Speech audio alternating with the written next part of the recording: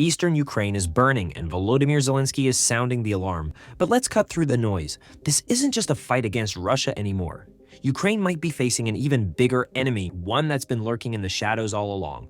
And trust me, the answer isn't what you expect. Let's dive in. Zelenskyy keeps saying, the battlefield is volatile, Russia is suffering heavy losses. But let's get real for a second. For all his bold statements, his strategy is turning Ukraine into a graveyard for its own people. The truth is, Ukraine is not just fighting Russia.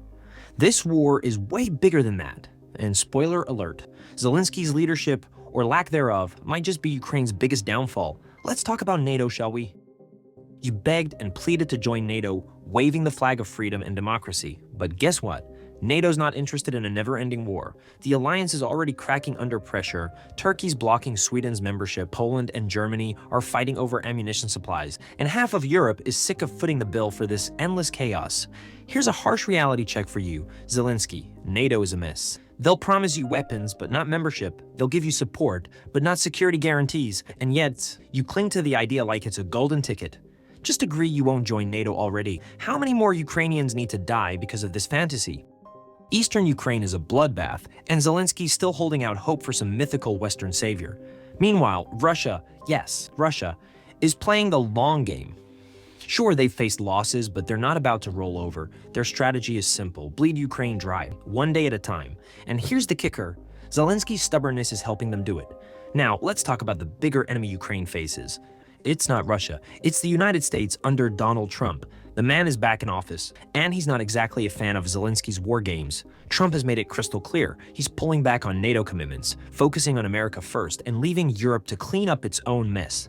Think about it. Trump doesn't care about Ukraine's NATO ambitions. He's openly criticized Zelenskyy in the past and even hinted at cutting aid.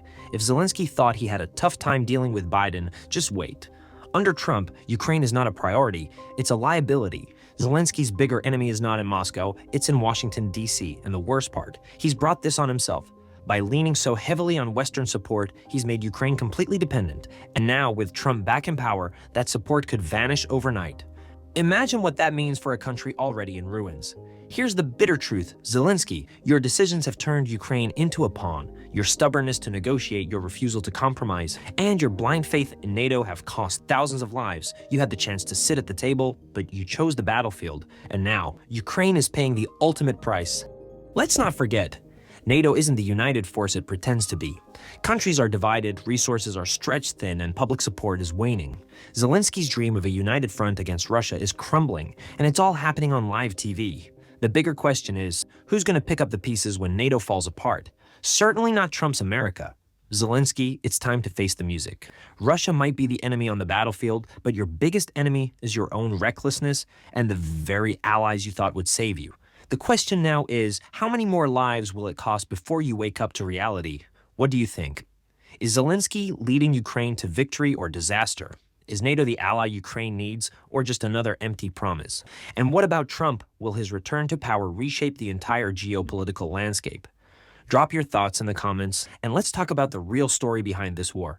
Don't forget to like, share, and subscribe, because trust me, this is just the beginning of a very messy chapter in world history.